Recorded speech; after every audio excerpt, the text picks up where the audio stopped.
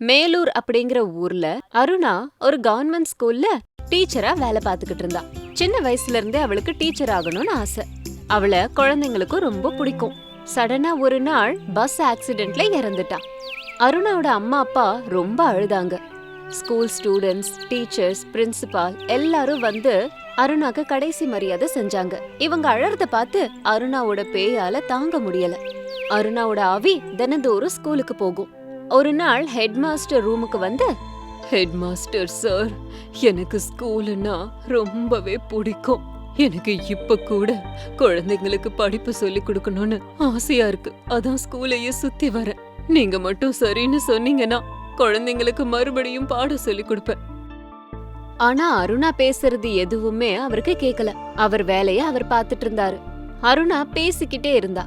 ஆனா ஹெட் மாஸ்டருக்கு மட்டும் ஒரு வார்த்தை கூட கேக்கல. இனிமேலும் நிக்காம அருணா கிளாஸுக்கே போயிட்டான். அவ ஸ்டூடெண்ட்ஸ் எதிர்க்க போய் நின்னுக்கிட்டு, டியர் ஸ்டூடெண்ட்ஸ், உங்களால என்ன பார்க்க முடியுதா? நான் உங்களுக்கு தெரியறேன்னா, நான் தான் உங்களுக்கு பாடம் சொல்லி கொடுக்கறதுக்காக உங்களுக்கு பிடிச்ச டீச்சர் அருணா வந்திருக்க. உங்களுக்கு என்னோட குரல் கேக்குதா? சொல்லுங்க பசங்களா. அருணா பேசிக்கிட்டே இருந்தா. ஆனா அது குழந்தைங்க காதுல விழவே இல்ல. அத பார்த்து அருணா பயங்கரமா அழுதா. ஆனா குழந்தைங்க கண்ணுக்கு கூட அவ தெரியவே இல்ல. அருணாவோட ஆவி ஸ்கூலை விட்டு எங்கேயுமே போகல. காலையில குழந்தைங்க உள்ள போயிட்டு சாயந்தரம் வெளியில வர்ற வரைக்கும் ஸ்கூல்லயே தான் இருந்தது. இப்படியே நாட்களும் போச்சு. குழந்தைங்க, ஹெட் மாஸ்டர் எல்லாரும் அருணாவை மறந்தே போயிட்டாங்க. அது அருணாவுக்கு பிடிக்கவே இல்ல. கொஞ்ச நாள்ல அருணா இடத்துக்கு வேற ஒரு டீச்சர் வந்தாங்க. அவங்க சரியா பாடம் சொல்லி கொடுக்கல. பனிஷ்மெண்ட் கூட ஜாஸ்தி கொடுத்தாங்க. இங்க பாருங்க பசங்களா, யாராவது ஹெட் மாஸ்டர் கிட்டயோ இல்ல உங்க பேரண்ட்ஸ் கிட்டயோ போய் என் மேல கம்ப்ளைண்ட் பண்ணீங்க, உங்களுக்கு டபுள் பனிஷ்மெண்ட் கொடுப்பேன். ஜாக்கிரதையா இருங்க. குழந்தைங்க பயந்தாங்க. அந்த டீச்சர் நாளுக்கு நாள் அதிகமா பண்ணதால அருணா ஆவிக்கு கோவம் வந்துச்சு. ஆனா அவளால எதுவும் செய்ய முடியல. ஒரு நாள் அருணாவோட ஆவி ஒரு மரத்துல உட்கார்ந்திருந்தது. அப்போ ஒரு முனிவர் அந்த பக்கமா போய்கிட்டு இருந்தாரு. அப்போ அருணா ஆவி அந்த இடத்துக்கு வந்து முனிவர் கிட்ட பேசினா. அவராலையும் அவளை பார்க்க முடிஞ்சது. கவலை கொள்ளாதே அம்மா, நீ என்ன பேச விரும்புகிறாய் என்று எனக்கு தெரியும். உனக்கு நான் அளிக்க போகும் சக்தியால் அதன் மூலம் டீச்சருக்கு புத்தி சொல்வது மட்டுமல்ல, உன்னுடைய குரலும் வெளியே கேட்கும் அப்படின்னு அந்த முனிவர் அவளுக்கு சக்தியை கொடுத்தாரு. அப்போ உடனடியா அருணா ஸ்கூல்ல இருந்த ஹெட் மாஸ்டர் ரூமுக்கு வந்து, வணக்கம் head master sir, good morning. Head master Aruna குரலை கேட்டதும் சுத்தி சுத்தி பார்த்தாரு. உடனே அருணா சொன்னா, சார், நான் தான் சார் அருணா பேசுறேன். நான் பேசுறது உங்களுக்கு கேக்குதா சார்?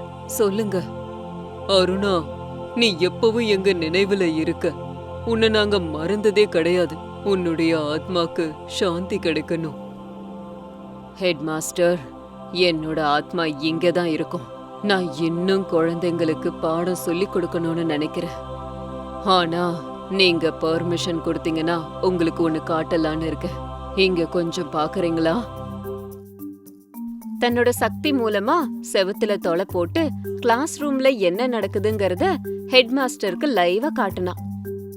குழந்தைங்கள புது டீச்சர் அடிக்கிறத பார்த்து ஷாக் ஆன ஹெட் மாஸ்டர் நேரடியா அங்க போய் கையும் களவுமா டீச்சரை பிடிச்சு வேலைய விட்டே நீக்கிட்டாரு.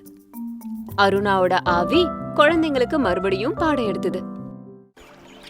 கேசவபுரத்துல தன்ராஜ், தமயந்தி அப்படின்னு ஒரு தம்பதி இருந்தாங்க. ரொம்ப வருஷம் கழிச்சு அவங்களுக்கு ஒரு குழந்தை பிறந்துச்சு. அந்த குழந்தைக்கு ஸ்ருதின்னு பேர் வச்சாங்க. அந்த குழந்தை பிறந்ததுல இருந்தே மொட்டை தலை. அப்பாவும் அம்மாவும் வளர்ந்தா முடி வளர்ந்துரும்னு நினைச்சிட்டு இருந்தாங்க. ஆனா அது நடக்கல. கல்யாண வயசு வரும்போது கூட அவளுக்கு சொட்ட தலை தான் இருந்தது. ஸ்ருதி அமர் அப்படிங்கிறவனை காதலிச்சா. ஆனா அவனும் அவளுக்கு முடி இல்லைன்னு நிராகரிச்சிட்டான். ஸ்ருதி மனசு உடைஞ்சு போயிட்டான். எவ்வளவோ சம்பந்தம் வந்தும் அவளோட முடிய பார்த்து திருப்பி போயிட்டாங்க. அதனால விரக்தியோட உச்சிக்கே போன அவ தண்ணில விழுந்து இறந்து பேய் ஆயிட்டான். பேய் ஆனதுக்கு அப்புறமா யாராவது நீண்ட கூந்தலோட பொண்ணு வந்தா உடனே அவங்களோட முடிய கட் பண்ணிடுவான். இப்படியே கொஞ்சம் வருஷம் போய்கிட்டு இருந்துச்சு. ஊர் மக்கள் எல்லாரும் ஸ்ருதியோட தொல்லை தாங்க முடியாம அந்த ஊரை விட்டே போயிட்டாங்க. அந்த ஊர் பூமியோ வறண்டு போச்சு. இப்படி கொஞ்ச நாள் போனதுக்கு அப்புறமா மறுபடியும் மக்கள் வர ஆரம்பிச்சாங்க. கொஞ்ச நாளைக்கு ஸ்ருதி அமைதியா தான் இருந்தது.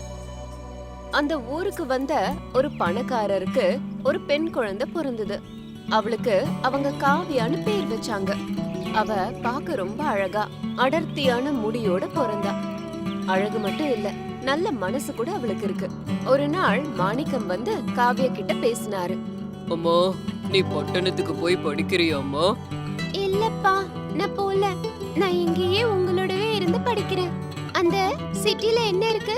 நான் இதே ஊர்ல இருந்து இங்கேயே இருந்து படிக்கிறேன். உங்களோடவே இருப்பேன். மாணிக்கம் பொண்ணோட பேச்ச கேட்டு ரொம்ப சந்தோஷப்பட்டாரு. கொஞ்ச நாள்லயே காவியா வளர்ந்து பெருசானா. சுத்தி இருக்க ஊர்ல அவளுக்கு 18 வயசு ஆனதும் அவளோட அழக தெரிஞ்சுக்கிட்டு பொண்ணு கேக்குறதுக்காக வந்தாங்க. ஆனா காவியா மட்டும் ஊரை விட்டு போக மாட்டேன்னு இருந்தா. ரொம்ப வருஷமா சாந்தமா இருந்த ஸ்ருதியோட ஆத்மா இப்போ ஆக்டிவ் ஆயிடுச்சு. அதோட கண்ணு காவியா மேல விழுந்துச்சு. காவியாவோட அழகு, அவளோட நீண்ட முடி, இது எல்லாத்தையும் பார்த்து பொறாமப்பட்ட ஸ்ருதி காவியா தூங்கும்போது அவளோட முடிய கட் பண்ணிட்டு ஓடி போயிடுச்சு. காவியா காலையில எழுந்திருச்சு கண்ணாடியில முகத்தை பார்த்து ஷாக் ஆயிட்டா. ஆனா அதுக்கு கவலைப்படவே இல்லை. அதே மொட்டை தலையோட காவியா காலேஜுக்கு எல்லா இடத்துக்கும் போனா. அத பார்த்து ஊர் மக்களும் அம்மா அப்பாவும் கவலைப்பட்டாங்க. ஸ்ருதி காவியாவை பார்த்து ஆச்சரியப்பட்டா. இப்படியே நாட்கள் போச்சு. கொஞ்ச நாள்ல காவியாவோட முடி மறுபடியும் வளர்ந்தது. அத பார்த்த உடனேயே ஸ்ருதியோட ஆவி வந்து காவியாவோட முடிய கட் பண்ணிட்டு போயிடுச்சு. காவியா அதுக்காக கவலைப்படவே இல்ல. அவளோட அம்மா அப்பா இப்படி ஒவ்வொரு தடவையும் நடக்கிறதால அவளை ஹாஸ்பிட்டலுக்கு கூட்டிட்டு போனாங்க. ஆனா டாக்டர் அவளுக்கு ஒண்ணும் இல்லைன்னு சொல்லிட்டாங்க. காவியா முடி வளர்ந்துகிட்டே தான் இருந்தது. ஸ்ருதி கட் பண்ணிக்கிட்டே இருந்தது. ஒரு நாள் ராத்திரி ஸ்ருதி முடிய கட் பண்ணும்போது காவியா எந்திரிச்சிட்டா. யாரு நீ? எதுக்காக ஏன் முடிய கட் பண்ணிட்டு இருக்க? நான் கூட அழகான ஒரு பொண்ணுதான். ஆனா அது ஒரு காலத்துல கடவுள் எனக்கு அழக கொடுத்தாரு. ஆனா தலைமுடிய கொடுக்கல. பிறக்கும் போதே சொட்ட தலையோட பிறந்த ஒரு பையனை உயிருக்கு உயிரா காதலிச்ச. ஆனா என் தலைமுடிய பார்த்துட்டு அவன் என்ன ரிஜெக்ட் பண்ணிட்டான். ஊர் மக்களோட கேலி கிண்டலுக்கு ஆளானா தண்ணில குதிச்சு இறந்து போயிட்டேன். நான் தற்கொலை பண்ணிக்கிட்டதுல எந்த தவறும் இல்ல. அப்ப நான் முடிவெடுத்தேன், என்ன மாதிரியே இங்க இருக்கிற எல்லாருக்குமே நடக்கணும். அதனாலதான் இப்படி அழகான முகத்தோட நீளமான கூந்தலோட இருக்க பொண்ணுங்க முடிய கட் பண்ணிக்கிட்டு இருக்க. என் கஷ்டம் அவங்களுக்கும் தெரியணும்னு தான் இப்படி எல்லாம் செய்யறேன். ஸ்ருதி சொன்னதை கேட்ட காவியா, அழகுங்கிறது உருவத்துல இல்ல, குணத்துல இருக்கணும். உன் குணம் நல்லா இருந்தா அதை தாண்டின அழகு எதுவும் கிடையாது. காவியா சொன்னதை கேட்டு ஸ்ருதி பயங்கரமா சிரிச்சா. என்ன பேசிக்கிட்டு இருக்க நீ? மனுஷங்களுக்கு எல்லாத்த விட குணம்தான் முக்கியமா? கிடையவே கிடையாது. அழகுதான் முக்கியம். ஆனா நீ குணம்தான் முக்கியங்கிற. அத நீ எனக்கு நிரூபிச்சு காட்டிட்டேனா உன்னோட முடிய நான் உனக்கே திருப்பி கொடுத்துடுறேன். அதுக்கப்புறம் முடிய கட் பண்ணவே மாட்டேன். அது மட்டும் இல்ல, இந்த ஊரை விட்டே பெர்மனண்டா போயிடுறேன்.